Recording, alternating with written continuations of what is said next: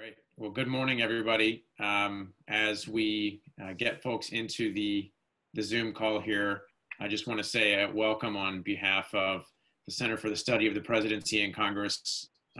We are very pleased to have Ben Hubbard here with us today, all the way from Beirut. So thank you, Ben, for joining us in what is evening for you. Ben is the Beirut Bureau Chief for the New York Times, and is joining us to discuss his book, MBS, The Rise to Power of Mohammed bin Salman. We're looking forward to an interesting discussion today. The Middle East is an area that has featured in my early Foreign Service career. And although several presidents have attempted to pivot focus of American foreign policy and security issues to the Pacific and to China, we always find that the Middle East seems to grab our attention whether we want to or not. But it's obviously a key region, and understanding Saudi Arabia is important to understanding how the region functions. So whether we're focusing on the U.S. relationship with Israel and its discussion with the Palestinians and neighbors, whether we're interested in negotiations with Iran, concerned about America's connection to the civil war in Yemen, the crisis in Syria, all these things come back to understanding Saudi Arabia. So we're very pleased to have Ben Hubbard with us to help us unpack the rise of Mohammed bin Salman and help us understand the dynamics in Saudi Arabia and what's important in those dynamics for those who are focused on American foreign policy. So we will look forward to hearing from Ben to talk about his book and his impressions of the Middle East.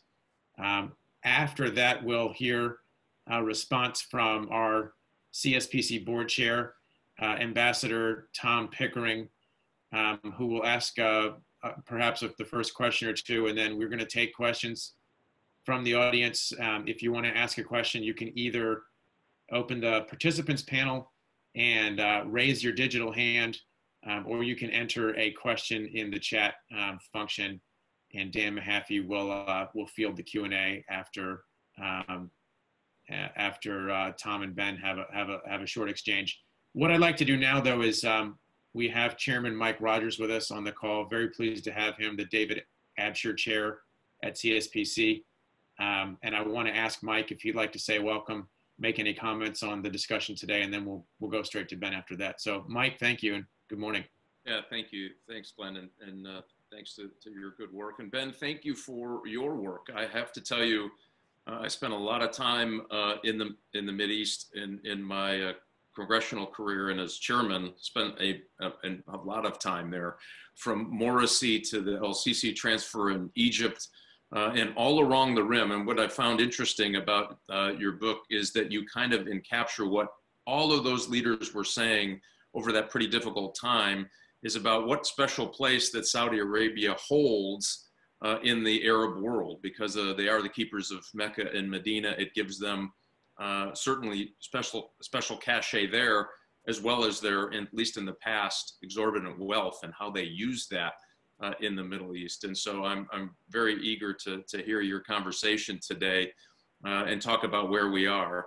And you can see a little bit of youthful exuberance in MBS and the mistakes that he has made, and everything from escalating in Yemen before they were ready to the killing of Khashoggi, and really the risk he has alienating the Wahhabists who are not eager for the change of which he is trying to bring to Saudi Arabia.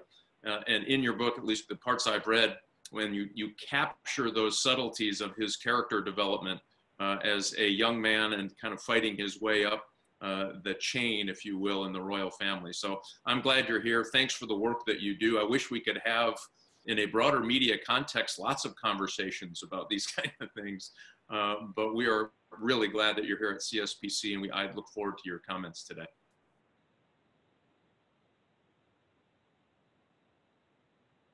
Ben, why don't we go over to you and tell us a little bit about your process, your thoughts, your observations, and the book. Yeah, sure. Thanks so much for having me. Very happy to do it. I'll try to keep it rather brief just because I'd like to move on to questions, and then people can sort of guide the, obviously we have many people very, very educated and active in different parts of US policy here. So it'd be nice to sort of help, allow them to drive the conversation. What I'd first like to talk about is just to kind of give people a sense of what a tremendously dynamic time this has been in Saudi Arabia. If you go back 6 years ago, so to the end of 2014, Saudi Arabia was a very different place than it is now. And I think we sort of lose sight of how much has changed in such a short period of time. Socially, women could still not drive cars inside of Saudi Arabia. And there were many professions where they either were not allowed to work in, or it was just generally frowned upon for them to even consider working in those professions. Art and music were frowned upon inside the kingdom, and a lot of hotels wouldn't even play music in their hotel lobbies, because they would sort of worry about blowback or complaints from conservatives. Art and music were not even taught in universities because they were considered sort of out of step with the kind of Islam that Saudi Arabia was promoting. That was, of course, one of the world's most, really ultra-conservative interpretation of Islam, which was, very much the official state religion inside Saudi Arabia and very much exported abroad in various ways. Inside of Saudi Arabia, Saudi citizens had, I would say, a fairly limited margin to express themselves and to talk about things going on in their society.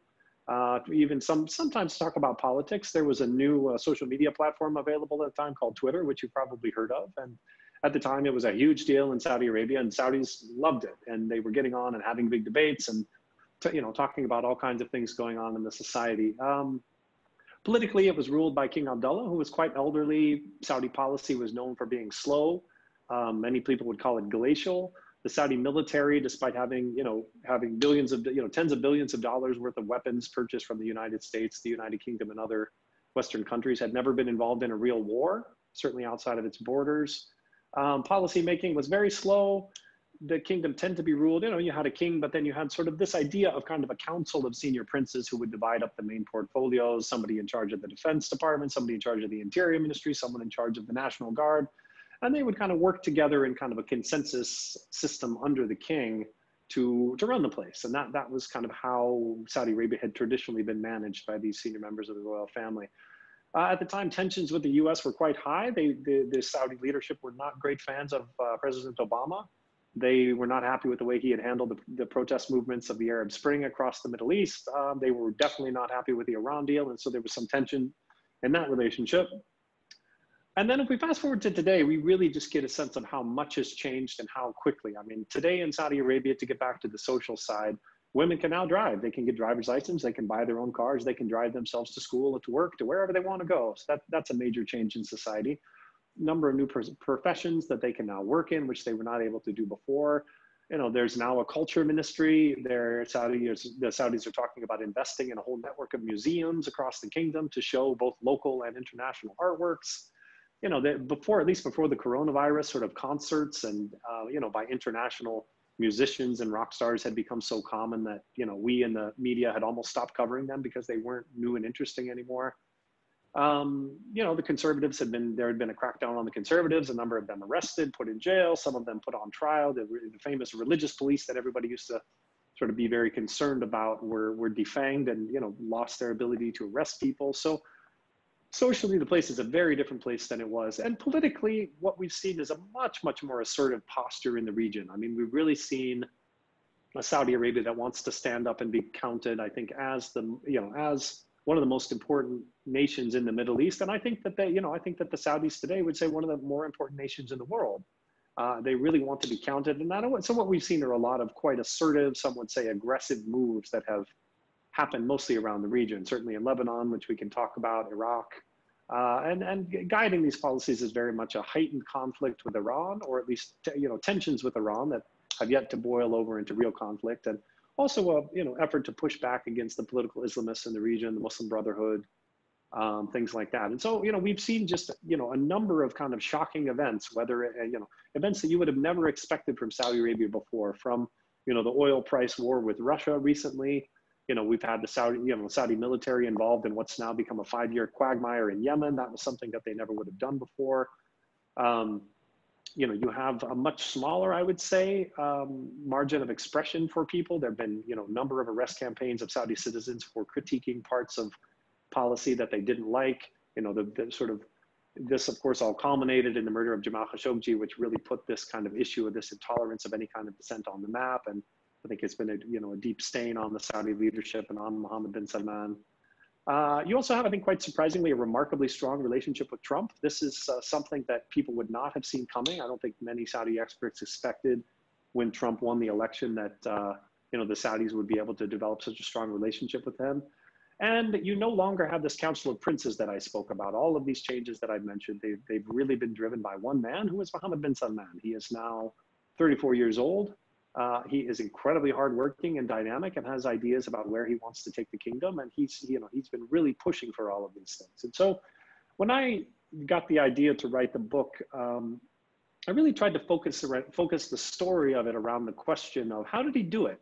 This is not somebody who is very well known to Saudi watchers. He is not one of his father's oldest sons. He's actually not even a son of his father's first wife.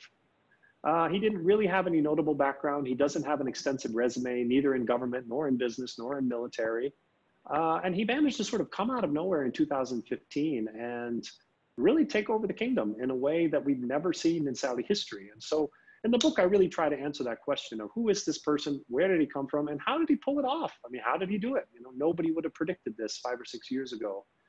I was also quite interested because I started covering Saudi Arabia in 2013 when I started working for the New York Times. They sent me to Saudi Arabia, and as I did whenever I would start covering a new country, I would put together a reading list of sort of the best books about that country. Usually both fiction and nonfiction.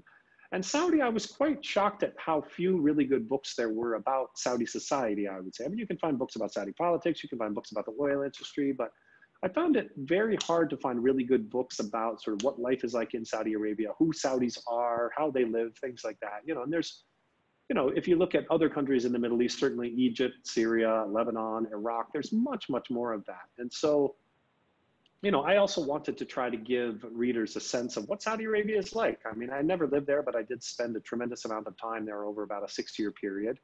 And I wanted to give a sense of who Saudis are, that there is a lot of diversity inside the kingdom in terms of opinion, in terms of sort of religious interpretation, religious observance, and in terms of, how people see the kingdom's place in the region. And so as much as I could, without sort of getting anyone in trouble, I tried to give a sense of that as well.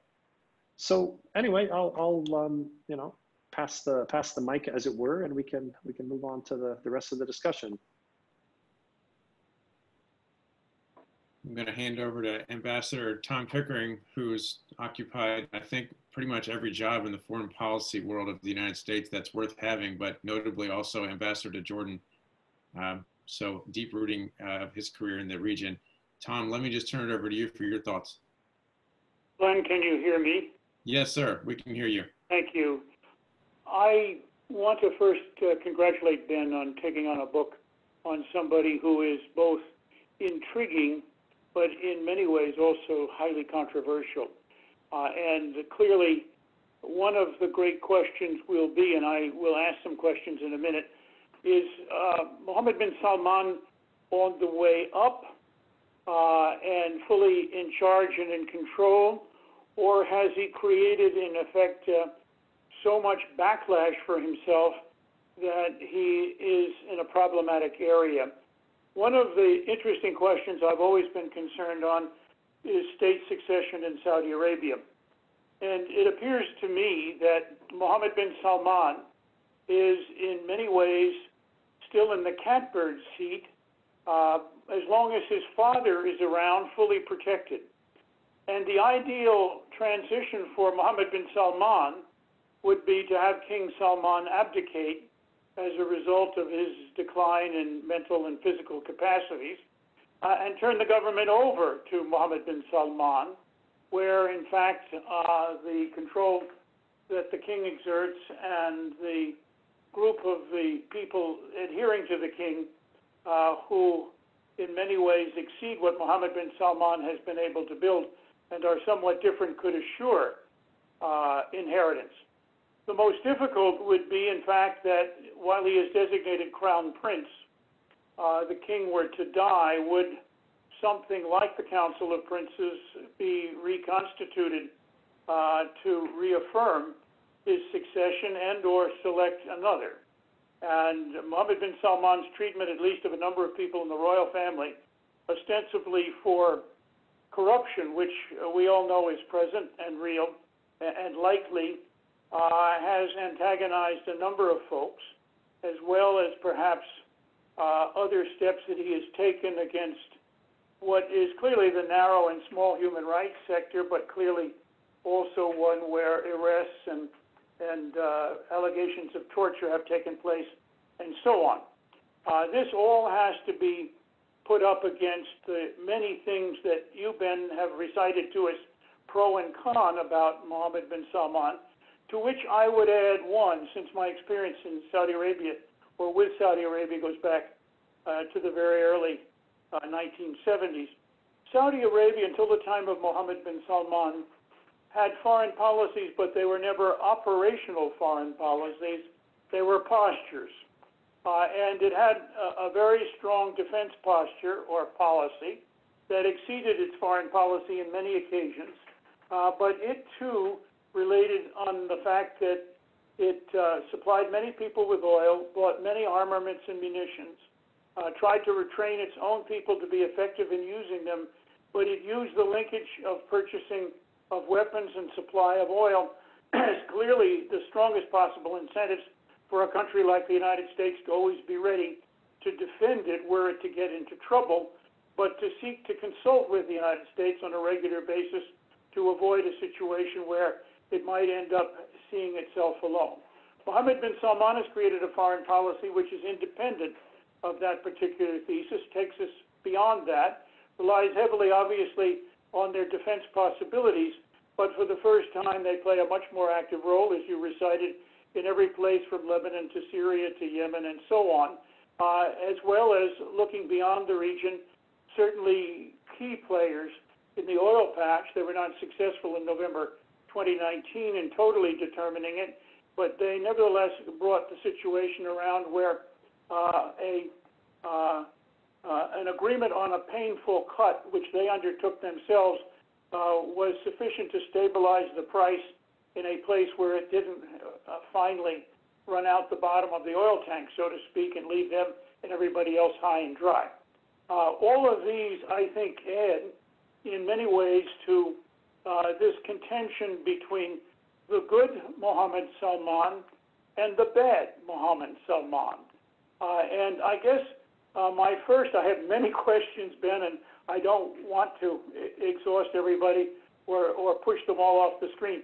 But my first question to you is, and I haven't had the pleasure, indeed, of reading the book, which I look forward to, where do you come out in terms of the future? Is the Mohammed the good, the dominant and continuing and all-encompassing and all-embracing figure, or is Mohammed the bad likely to continue to intrude to make problems for him, whether it's at the moment of his succession, or whether it is in his continued governments, or whether it is in balancing the budget in a time of increased stringency when many of the good things he wants to do in Vision 2030 and so on are up for grabs in terms of the capacity of the kingdom over a significant period of time, which I think is now before us under conditions of COVID and economic decline, going to be able to support itself for something new.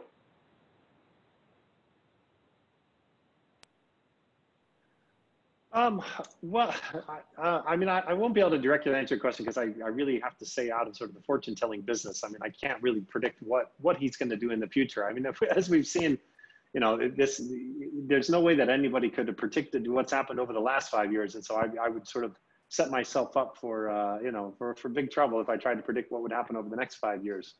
I mean, in terms of, you know, what you're asking about succession, I think there are a number of things to keep in mind. I think the way that I see the kingdom at this point, I think there are a few obvious challengers.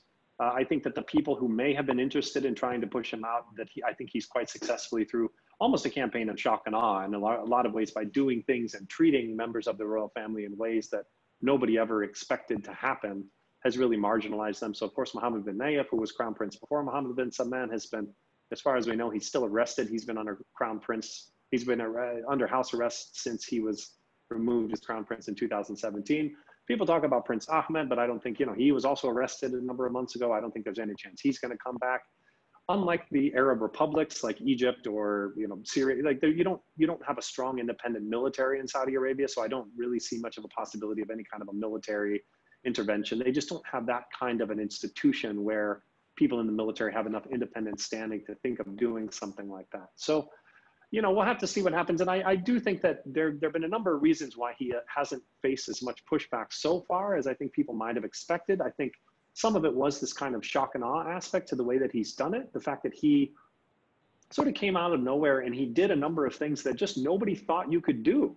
I mean, who would have ever guessed that who would have ever guessed that he was going to sort of wake up one day and lock up, you know, about 400 of the kingdom's richest and most powerful people, including a number of princes in the Riyadh Ritz-Carlton.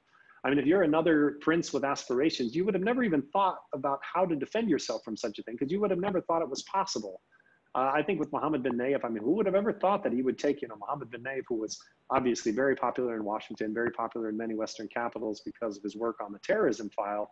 Who would have thought that you can just elbow him aside and put him under house arrest and, you know, freeze his assets? So I think, you know, I think that a lot of other people in the royal family who may not have been happy about how this was happening sort of weren't prepared for how quickly it happened. And then by the time it had happened, there wasn't, you know, they kind of didn't have the amount of leverage. And I also think Saudi Arabia is it's a conservative place. And I think the family itself is conservative. I mean, people in the family know that they have it good because of how things are. People are very loath to sort of rock the boat and, you know, risk tipping the entire thing over, in which they would all lose all of their privileges.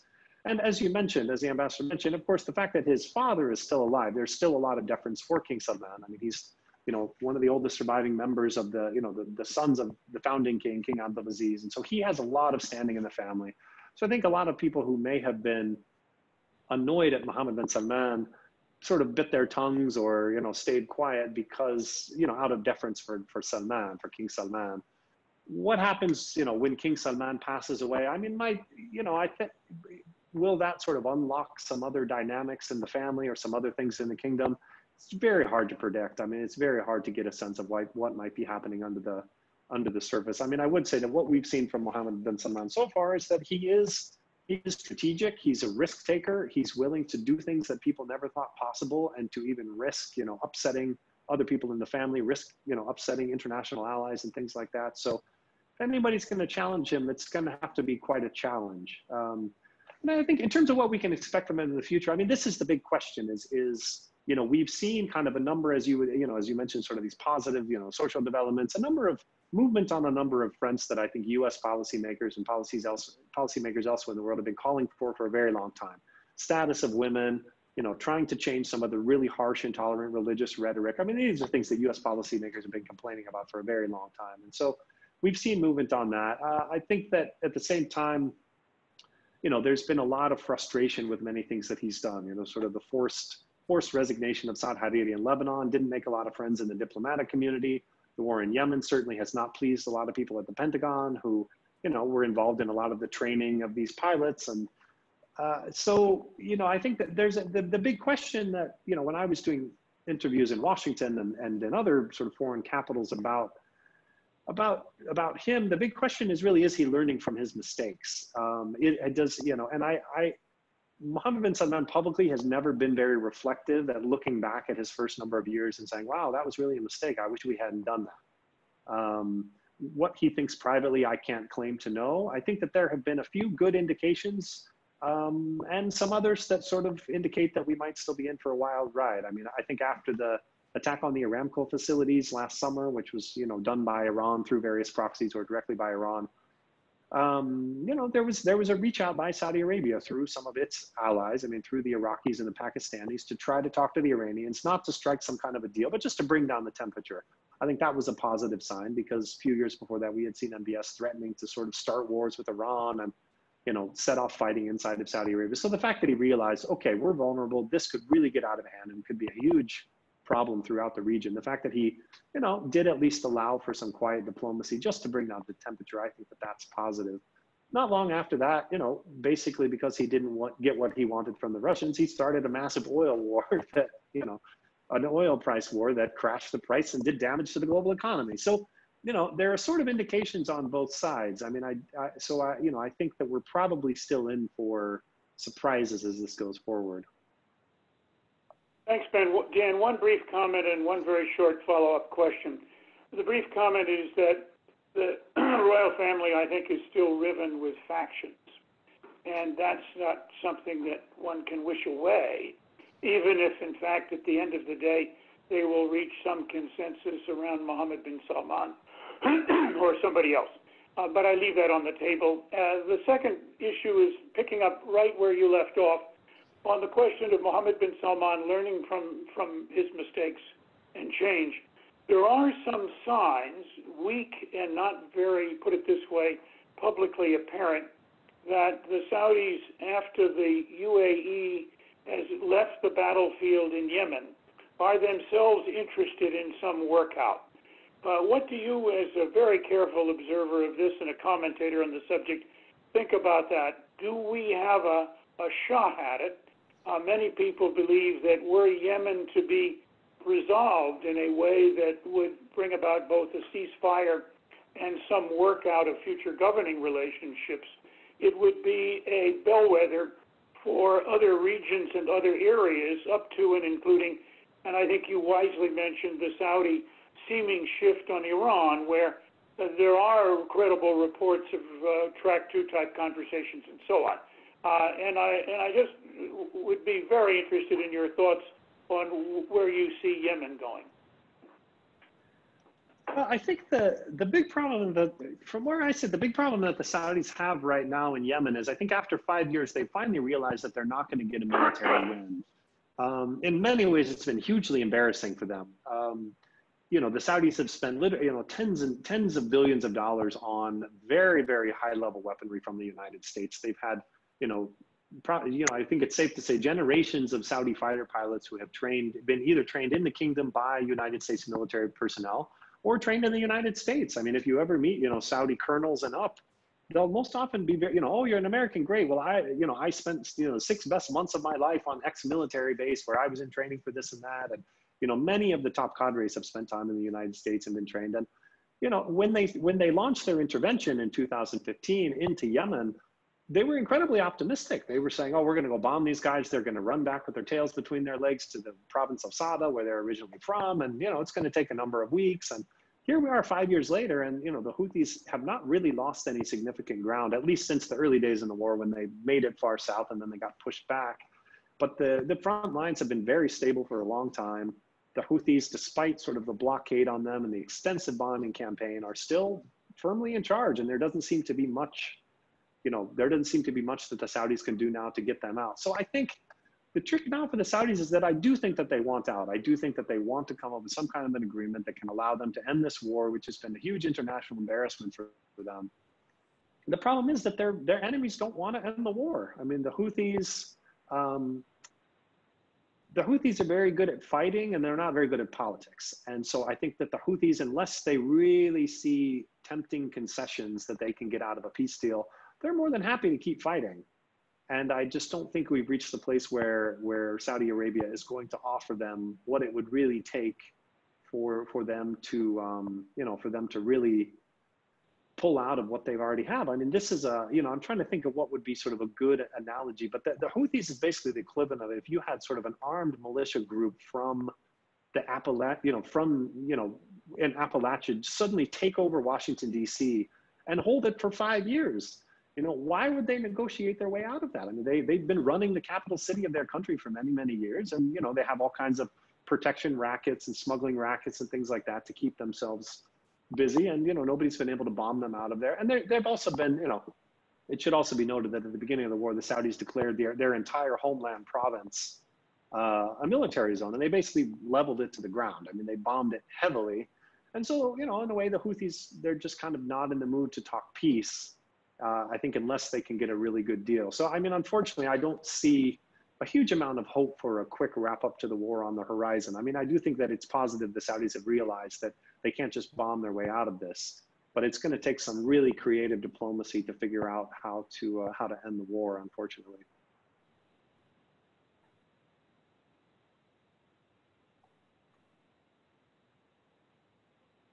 If you've asked the questions you'd like to ask, maybe we can go ahead on to the audience Q&A. I see we have several questions already queued up.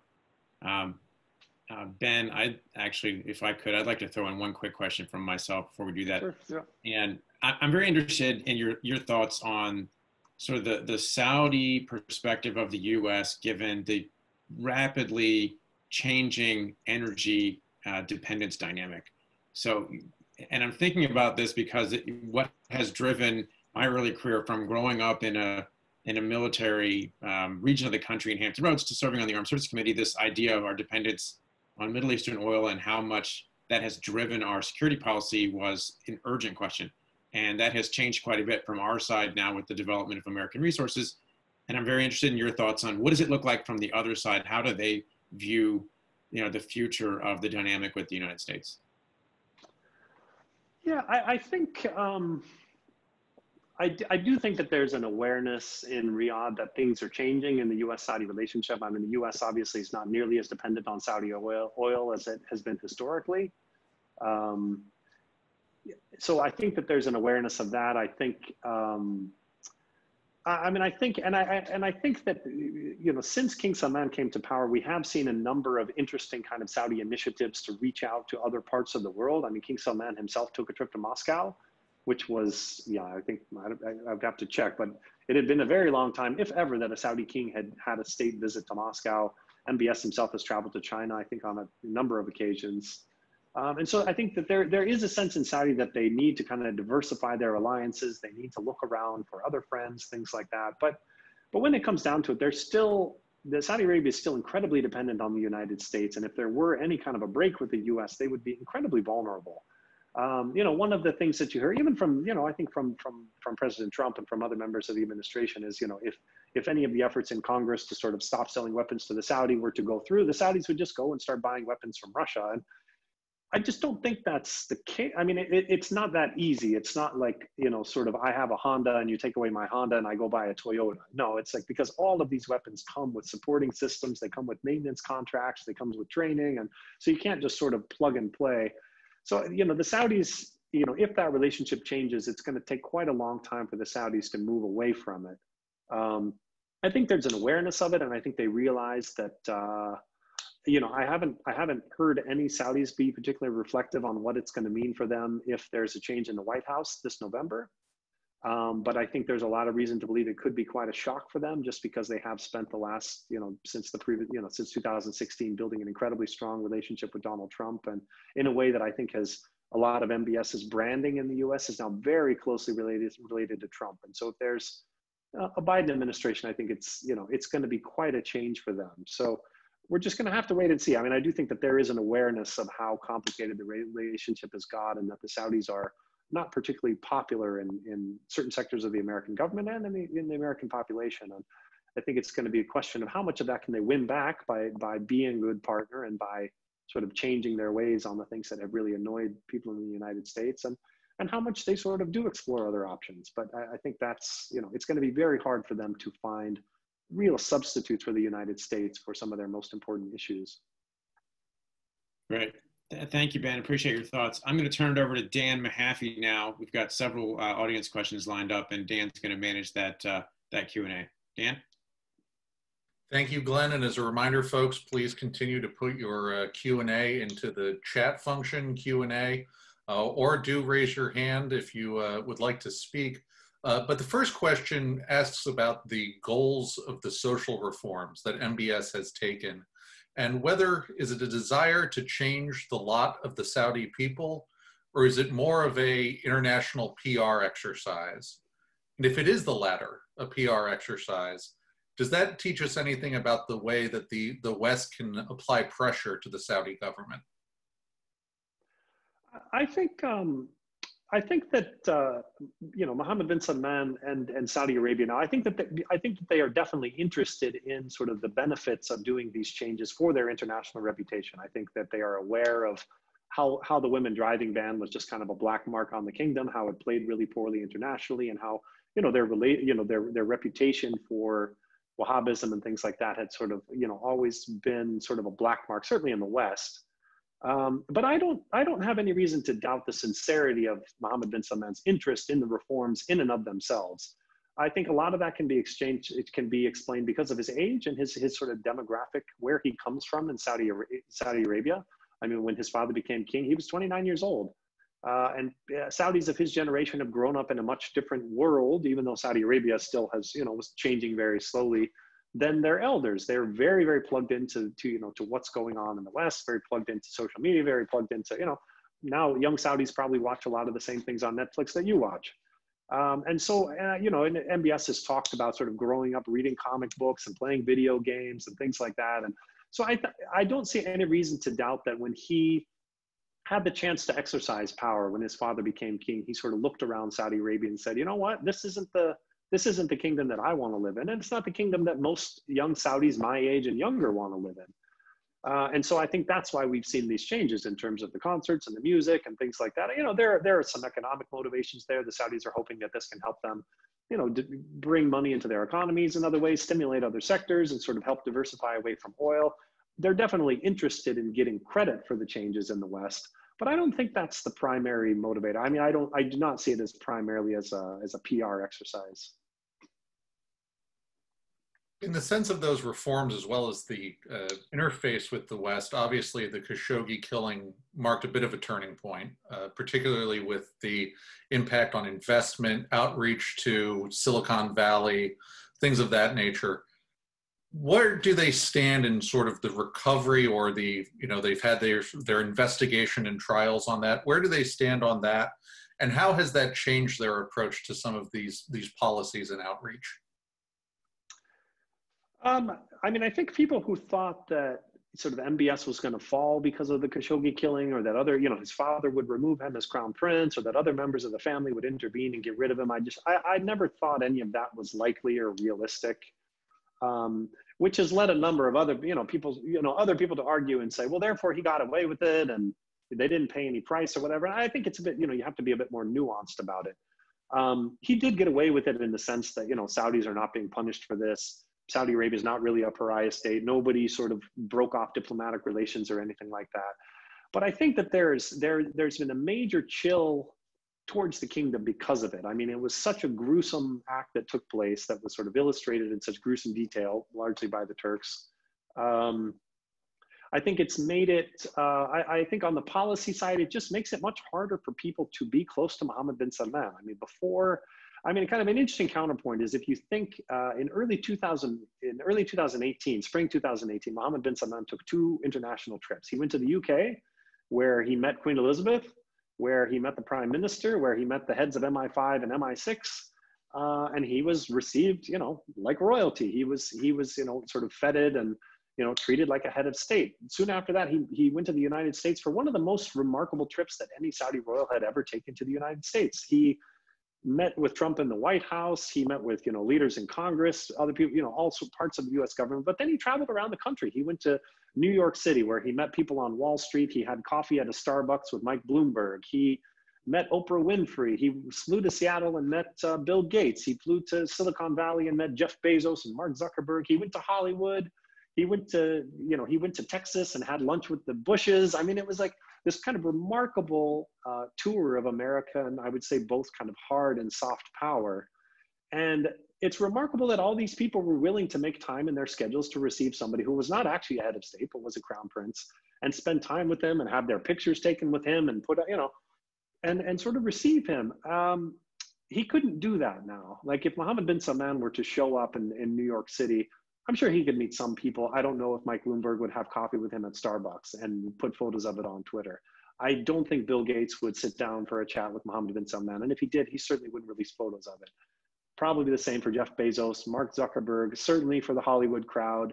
There are certainly, so I think that that's one way to, and so I don't think that the killing of Khashoggi has made Saudi Arabia lose a lot of what it already had. The bread and butter before was really the arms sales and the oil industry. And, that has not been majorly affected. But MBS really wanted to do much, much more than that. He wanted Saudi Arabia to be engaged with the United States on a cultural level, on a technological level, on a business level. And that's why he was courting all of these various people from, stars in American society. And that's what he's had to say goodbye to, that these people are just not going to be interested in doing business with him, or they're going to have to make a significant calculation about kind of the risk of being associated with him. And I think that that's a major loss for him because having these relationships was a huge part of what he had hoped to accomplish. As he makes his reforms, there's always the reactionary pressure, as well as also the attention he pays to the competition with Iran. Is there a risk of blowback, radicalization? Certainly questions have been raised as well with the incident at the Pensacola Naval Air Base. Is radicalization something that is creeping up from behind as there's reactionary pressure, or the eye is taken off the ball when focused on Tehran? Yeah, that's kind of the million-dollar question. I don't know. It's very hard to sort of see inside of that part of Saudi society. I mean, kind of the deep conservatives. You know, I think there are many people who would argue that because of kind of the demographic change in Saudi Arabia, the fact that now, you know, roughly 2/3 of Saudi citizens are under age 30, that the kingdom is a very young place, that people in that generation have much less sympathy for kind of the old ultra-conservatism / extremism, however you want to describe it, and that MBS has very much appealed to them. But I also think it's probably not realistic to think that something as deeply ingrained in Saudi society as Wahhabism can disappear overnight. I mean, this is an ideology that was, you know, part of the founding of the state, this relationship between the Saudi royal family and the clerics. This goes back to the beginnings of the Saudi state, you know, hundreds of years ago, when it was revived by MBS's grandfather when he founded the current kingdom. And for decades, this has been, you know, taught in schools, pumped out in the media, exported abroad through various means and organizations and things like that. And so I just find it very hard to believe. I don't doubt MBS's sincerity, similar to the social reforms. I don't doubt MBS's sincerity in wanting to change these things. But I also think it's probably naive to think that he can just kind of snap his fingers and make it go away and sort of erase this entire history from Saudi society. I mean, it's a little, you could almost, you know, draw a parallel to sort of America's struggles with racism. Okay, we, you know, eradicated, you know, slavery more than 100 years ago. 1960s, we have a massive civil rights movement. 90s, we have riots, you know, and here we are in 2020, and like, it's still there in the society. We've never been able to get rid of it. It's still there in various ways. And so, you know, again, for me to predict how that might manifest itself, you know, it would be sort of foolish of me to do so. But it could still be a factor. I mean, I still think that these elements are still there in Saudi society. It's, you know, as you know, the case that you mentioned of the Pensacola shooter, I mean, that's pretty scary. The fact that, you know, a Saudi military officer who was sent to the United States for training could be in touch with a branch of Al-Qaeda and carry out I mean, it certainly raises questions about how much of this. In terms, though, of the Saudi-Iranian relationship, obviously Yemen's the major flashpoint now, but what are the other contextual points that need to be considered in the regional competition, and what are other flashpoints that could erupt soon or perhaps on the horizon?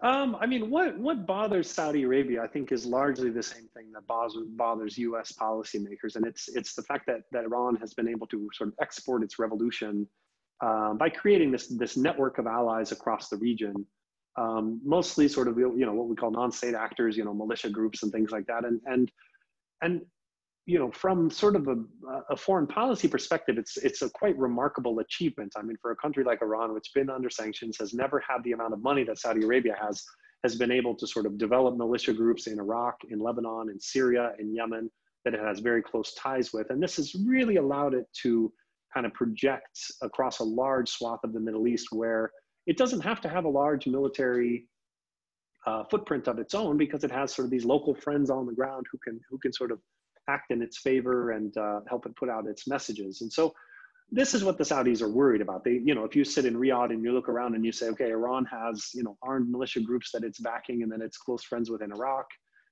They were operating in Syria and still are to some extent. You know, you look to Lebanon, where I am, and you obviously have Hezbollah here, which was sort of the template for this entire model.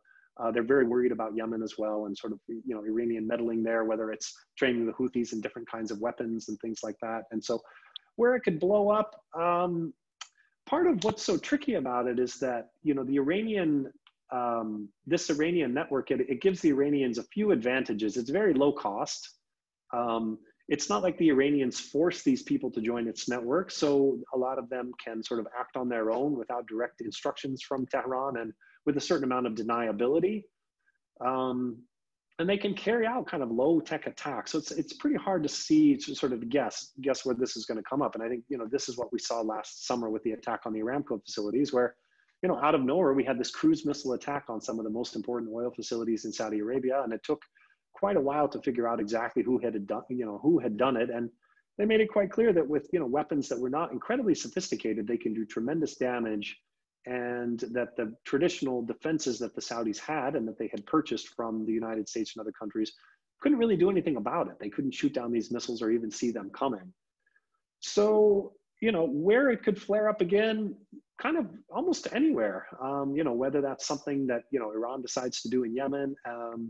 And I think that the challenge for the Saudis is that they do not have a network to match that. The Iranians have built a network that's largely based on ideology, so people are bought into it on an ideologically, and in many cases on a religious level.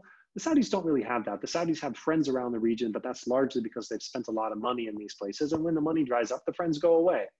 So, and I think Lebanon is an interesting example. If Iran started roughly 30 years ago, taking one of the many militant groups that was active in Lebanon, turning them into the Hezbollah that we have today, which is, whether you like it or hate it, it's a remarkable creation. It's an army within a state that, has somewhere, over 100,000 missiles and rockets pointed at Israel. I mean, in Saudi Arabia, they had a relationship with the Hariri family. When Rafiq al-Hariri was killed in 2015, his son Saad Hariri picked up the mantle, and MBS invites him to Riyadh, forces him to resign, and does tremendous damage to, I think, Hariri's domestic credibility and also to that relationship. So the challenge for the Saudis is really, when the Iranians have been investing in building this network over many years, what are you going to do to sort of push back against that? That's probably also going to take a lot of sort of creative policy and creative investment that, you can't just do it overnight. In the relationship with the United States, you've talked about how well they interfaced with the Trump administration, tailored their policies in many ways. Some would critique it as transactionalism on both sides. What do you think the future of that relationship is based on the current state of U.S. Saudi relations, as well as how they might approach the future of their relationship with the United States?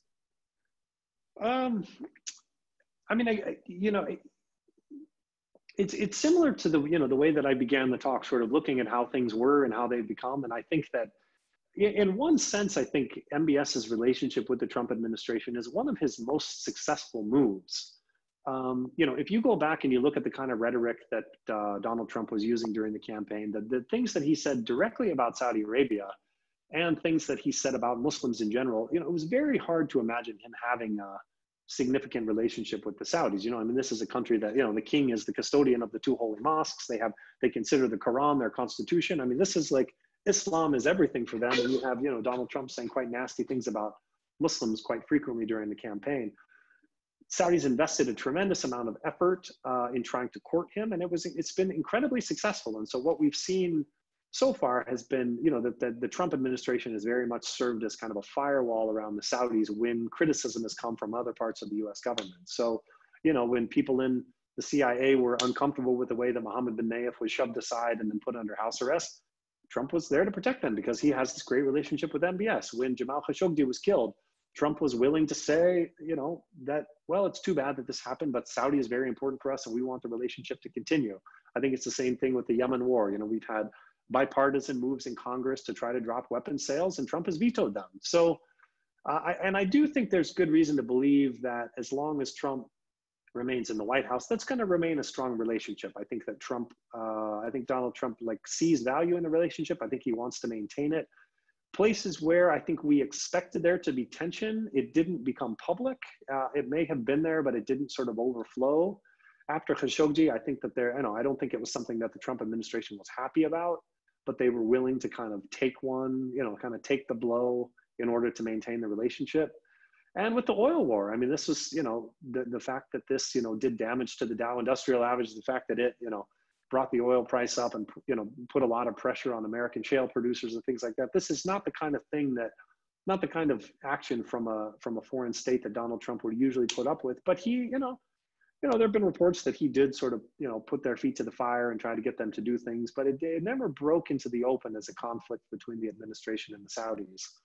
The question of what would happen, I think I talked about it a little bit earlier. I don't want to go into it too much, but should there be a change in the White House? I do think it's going to be kind of a reckoning for the Saudis. The question for them is, how do they leverage the institutional parts of their relationship with the United States to try to build a relationship with the new administration?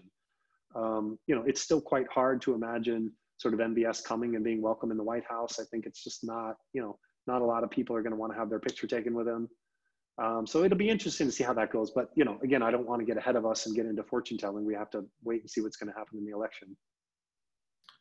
A final question, and I think this also segues into any concluding remarks you'd like to make, is where does he sort of stand on his footing within Saudi Arabia? Not just your book covers the family relationships, but what are your insights into how he's worked with the security forces, the various branches of the military, National Guard there, and his control of that apparatus? Yeah, I mean, again, I think he's been quite successful. I mean, one of the things that I write about in the book is that MBS, despite his kind of lack of conventional experience, and I would say, he never ran a company that made a big mark. He never had significant experience in government other than working for his father, who was the governor of Riyadh. Never had military experience. He never studied at a foreign university. Never learned to speak a foreign language, including English, very well. What he did have was a deep understanding of Saudi society. He had grown up there. His father was a very important prince who was running the capital city, who had also prominence in the royal family. And I think that this gave him a very deep understanding of how the kingdom worked internally. And that explains why he was able to do a number of things inside the kingdom that he was profoundly, I think that surprised people and that he was very successful with. And I think this has to do with the, this is how he was able to sort of negotiate the security services. I think with the military, I mean, his father was the defense minister, so they already had sort of, before he became king, he was the defense minister. So his branch of the family already did have a stake there. Navigating the sort of whole issue with Mohammed bin Nayef.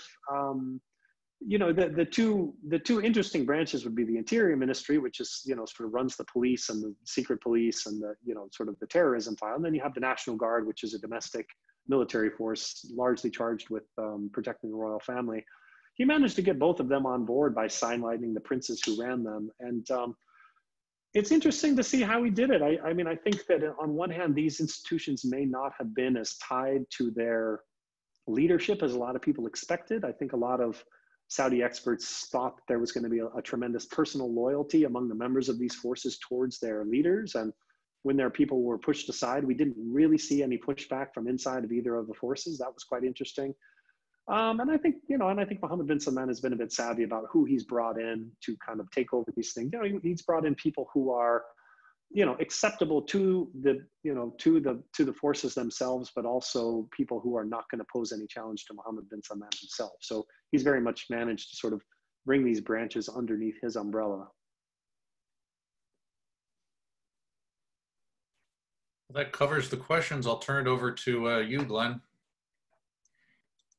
I just want to say thank you, Ben, very much for joining us from Beirut, for sharing with us your thoughts, observations from your perspective, being in the region, covering the Middle East for the New York Times, and also the effort that you put into your book, MBS. We appreciate you sharing the time with us today. It is an issue set that remains critical to our understanding of American national security. And so I want to thank you for that. And I'd like to just say thanks also to our board chair, Ambassador Tom Pickering, for joining us and taking part in the discussion today. Tom, if you'd like to say anything before we close, I'll give you the opportunity.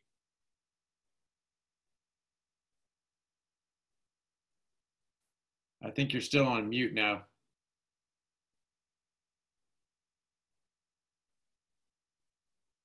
All right, we're not sure. There we go. Okay, Tom, you're on. Thank you, Ben, very much for being with us. Thank you, Glenn, as well. Thank you, Mike Rogers. I found it an absolutely fascinating conversation. Much to look at, much obviously to ponder here. with a man and a country really at the center of what everything, all the things that are taking place in the terribly important Middle East. So I'm grateful for the chance to have joined you, but even more for everything I learned from what Ben had to say. So again, once again, Ben, thank you so much. Thanks to all of the folks who joined us on behalf of CSPC. Everybody stay well. Take care.